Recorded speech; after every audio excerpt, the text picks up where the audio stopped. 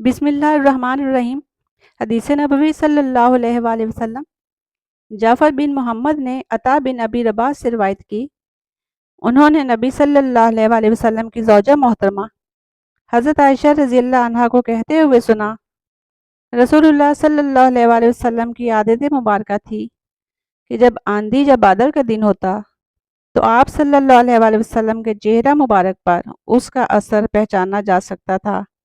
آپ صلی اللہ علیہ وآلہ وسلم اضطراب کے عالم میں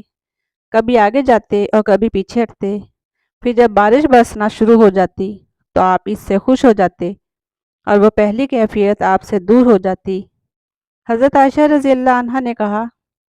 میں نے ایک بار آپ صلی اللہ علیہ وآلہ وسلم سے اس کا سبب پوچھا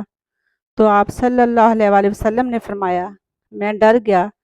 کہ یہ عذاب نہ ہو جو میری امت پر مسلط کر دیا گیا ہو، اور بارش کو دیکھ لیتے تو فرماتے رحمت ہے۔